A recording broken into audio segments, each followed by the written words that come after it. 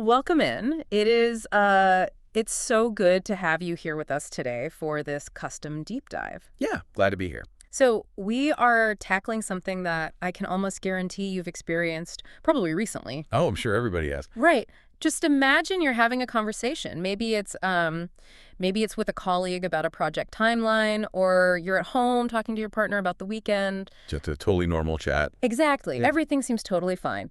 And then, out of nowhere, the entire interaction just hits a massive brick wall. Yep. The conversation completely derails, it blows up, and you are just left standing there baffled, wondering how a simple chat turned into a crisis. It's a terrible feeling. It really is. If you have ever walked away from an interaction thinking, what on earth just happened, then this deep dive was built entirely for you, because we're going to explore the underlying mechanics of those moments. And honestly, the answer is probably nowhere near what you might assume. No, not at all. Because we so often default to viewing those blow-ups as simple communication failures.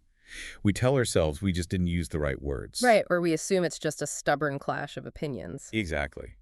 But the material we are unpacking today suggests a completely different framework, one that operates on a much deeper, far more fundamental level than just, picking the right vocabulary. Yeah. And for today's analysis, we're drawing from a single, incredibly powerful source. It's an excerpt from a text called Why Some People Explode After a Trigger by Sieg. He's the founder of NAVORES, right? Yes, an organization that's deeply involved in communication and human development. And he's also the author of a communication guide that has a title I absolutely love. Because it's so incredibly blunt. It really is. It's called Talking Won't Fix It. Which at first glance sounds like a terrible title for a communication guide. A book about talking that tells you talking is useless. Right. But as we dig into his framework, we'll see that this title isn't just a provocation. It's a very literal, sobering description of what actually happens in certain highly charged moments. Yeah. So that brings us to our core mission for today. We want to unpack a deeply practical, everyday behavioral question for you. From what internal position do people actually speak, listen, and react? And why do conversations end up going absolutely nowhere, even when both people involved feel totally confident that they're being perfectly clear? To get to the bottom of that, we have to establish how this source approaches human behavior. Because this isn't a traditional psychological breakdown. No, not at all. We are not going to spend time talking about childhood trauma, and we aren't unpacking complex emotional histories, or even personality types in the usual sense. Instead, we are looking strictly at the biological processing structures of how human beings handle stress, pressure, and uncertainty. We're looking at the body's hardware, not just the psychological software. Okay, let's unpack this, because framing it as hardware completely changes how we evaluate the people we interact with. It really does. Sieg points out that human differences in these high-stress moments aren't just about varying opinions or bad attitudes. Yeah. These differences exist at the most fundamental biological level of perception. We literally do not experience the same situation the same way. It requires a bit of a paradigm shift. We have to step back and realize that human beings simply do not process incoming signals identically. Right. We assume that because we're all in the same room, hearing the exact same words, we're processing the same reality. But these internal biological systems follow their own distinct logic. And to make this concrete, there's this brilliant biological analogy in the source material that completely stopped me in my tracks. The lactose one. Yes, it makes the hardware concept so easy to grasp. The comparison is literally lactose intolerance. It illustrates the point perfectly because it just removes all the emotional baggage from the equation. Exactly. Think about how lactose intolerance actually works in the real world. Some people can drink a giant glass of milk or eat a huge bowl of ice cream and go about their day without a single problem. Their bodies have the enzymes to process lactose with zero difficulty. It's effortless. But other people absolutely cannot process it. Their bodies simply lack the biological capacity to break it down, and the crucial takeaway here is you cannot logic your way out of lactose intolerance. No, you can't sit someone down at a table and say, if you just try a little harder, your stomach will stop hurting. Or, let me explain the nutritional value of this milk to you very slowly and clearly, and then your body will digest it. Right. It sounds absurd when you put it that way. It totally does. It doesn't matter how disciplined the person is, how smart they are, or how badly they want to enjoy the ice cream. It is a fundamental limitation in their biological processing system. It's hardware. And that exact same principle applies to how we observe human perception and reaction systems. People process incoming signals and external pressure differently based on biologically active structures in their nervous system. Those structures dictate how they detect risk in their environment. Yes, and how they respond to tension. I'm trying to wrap my head around what this actually means for you, the listener, in your everyday life. If we take this lactose analogy and apply it to that colleague who always blows up. Or that family member who shuts down. Yeah. It means we have to fundamentally stop moralizing these biological processing states. That's a huge point. The framework emphasizes that these differences in how we process stress have absolutely nothing to do with character traits. They're not a reflection of someone's moral values. And they aren't simply the result of a bad upbringing or a lack of manners. No, they are real structural differences in the nervous system that dictate everyday behavior. And just like the lactose intolerance analogy, these processing differences cannot be argued away with logic. Right. You cannot correct a biological state of alarm simply by explaining your point of view better or presenting a better spreadsheet. Which is honestly such a massive relief. It is. Think about how much energy you've spent beating yourself up thinking, if I could just find the exact right words, they would finally understand my point. But this framework is telling us the machinery just doesn't work that way. The words aren't the problem. The processor is overwhelmed. Which brings us to the core categorization of this whole concept. The source introduces us to what is called a type A system. And there is a spectrum here. Yeah, type A minus, type A, and type A plus, but they're all just varying intensities of the exact same fundamental processing system. What's fascinating here is how the baseline of this type A system is defined. How so? Well, when we normally think of someone getting stressed out, we imagine a calm baseline. A person is relaxed, a problem occurs, their stress levels spike up to deal with the problem. They solve it. Right, the problem gets solved, and the stress levels drop right back down to that calm baseline. Sure, that's the standard model. But for a type A processing system, alarm is not something that only appears when a tangible problem occurs. For them, alarm is the baseline. I want to pause on that because it's such a heavy concept. Alarm is the baseline. The system lives in a permanent, humming state of alertness. It is constantly oriented toward the horizon, trying to detect possible threats as early as possible. And it operates with one primary overriding goal: to prevent the loss of control. Exactly. Because this biological system is constantly scanning for risk, its reactions often appear to those of us on the outside as very fast, very direct. And sometimes incredibly uncompromising or aggressive. Yes. I've definitely encountered people who seem like they're always just waiting for the other shoe to drop. But if their baseline is already set to alarm, how do we explain what sets them off? Here's where it gets really interesting, because this completely shatters how we use the word trigger in modern conversation. It really does. Usually we think of a trigger as a starting gun. Right. You say something insensitive, it triggers the person, and the alarm begins. The trigger created the stress. But this framework argues the exact opposite. For a type A system, a trigger does not function as a starting signal at all. The alarm is already active. The internal tension is already there. It's running in the background before you even walked into the room. Wait, hold on. If the alarm is already ringing inside them, then why do they explode specifically when I ask them a simple question about doing the dishes, or when I send a slightly brief email? Good question. What role does the trigger actually play if it didn't start the fire? The trigger simply provides a convenient focus point for the tension that already existed. The internal alarm system is incredibly uncomfortable, and it's desperately looking for a hook. It needs an outlet. So it simply attaches its pre-existing internal alarm to whatever concrete thing happens to appear right in front of it in that moment. Exactly. That flips the script completely on how we view arguments. It means the specific thing they are exploding over might not objectively contain any real danger or insult.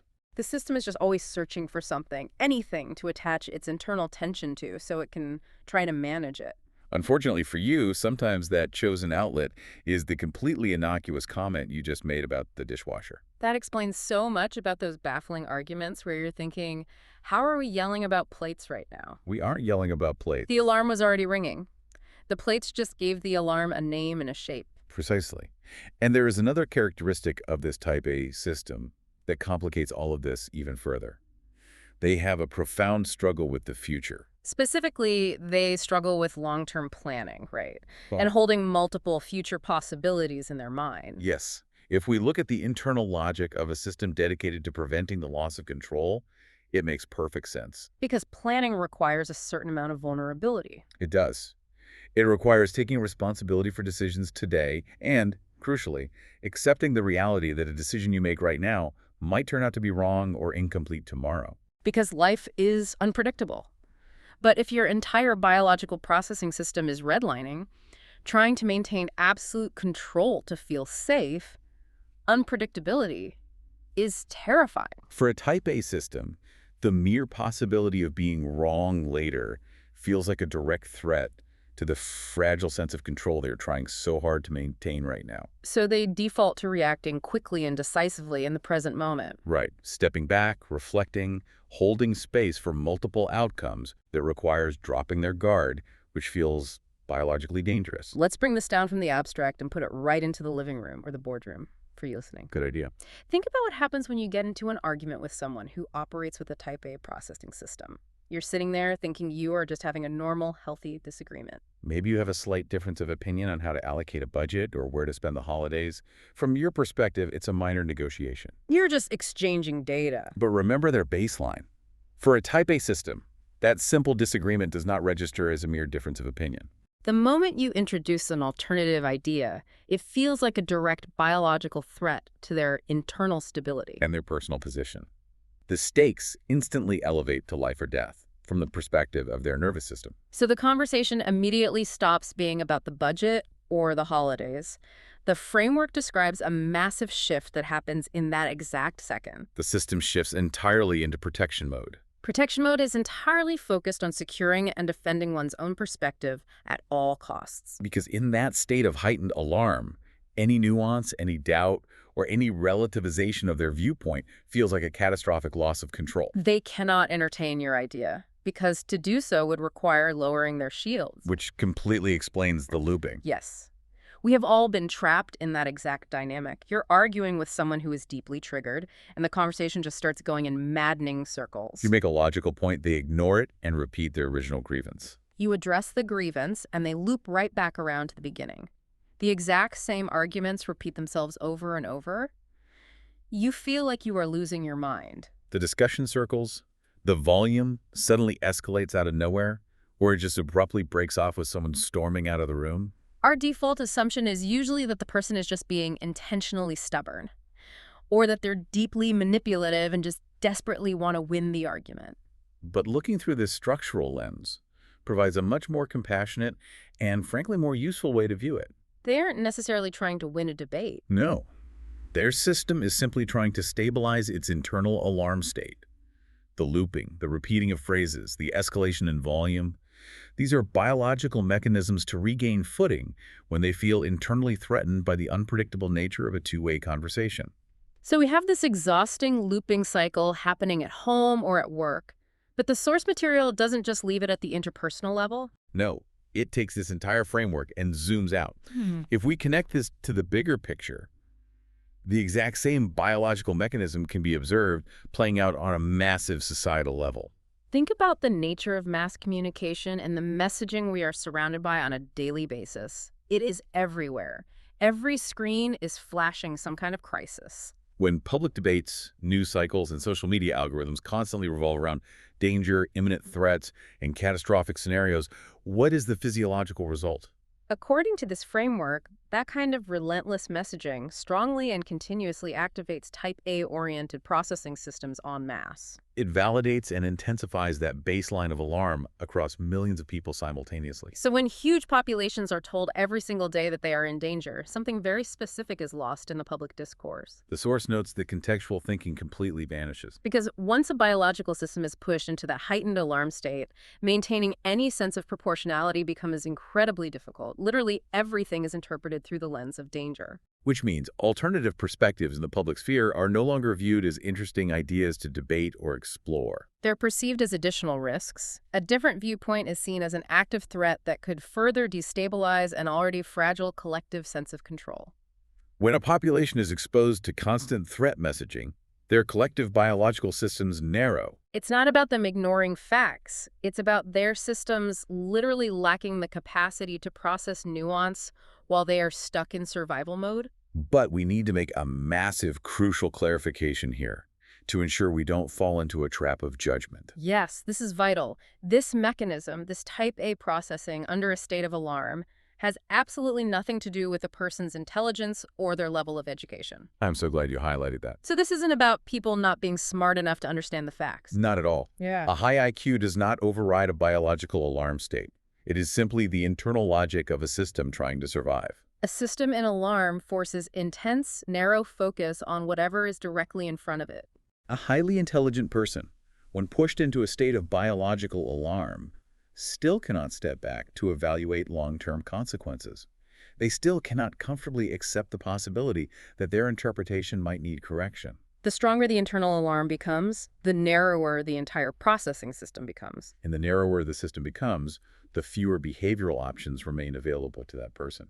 The fewer options that exist, the more irrational or even absurd the resulting decisions might appear to someone standing on the outside. From your vantage point, you might look at a brilliant colleague or a really smart family member and think, how can someone so intelligent possibly be acting this extreme? How can they not see the obvious logic here? But internally, to them, it makes perfect, flawless sense.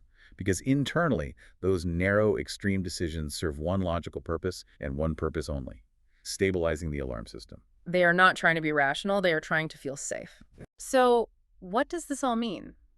If we gather up everything we have explored today, the lactose intolerance analogy, the idea that alarm is the baseline, triggers acting simply as focus points for existing tension, The shift into protection mode. and the societal loss of context, where does that leave you, the listener, the next time you are standing face-to-face with someone who has just exploded over something trivial? It leads us directly to the ultimate, rather sobering conclusion of this entire framework. Arguments, careful explanations, and factual corrections have virtually zero effect on a triggered type A system. You can have the best data in the world and it won't matter. It is not because your arguments are logically flawed. No, it's because the physical act of processing a complex argument, the act of evaluating a new fact, requires internal regulation. It requires a certain amount of psychological distance and safety. And in a state of acute biological alarm, those capacities are simply not online.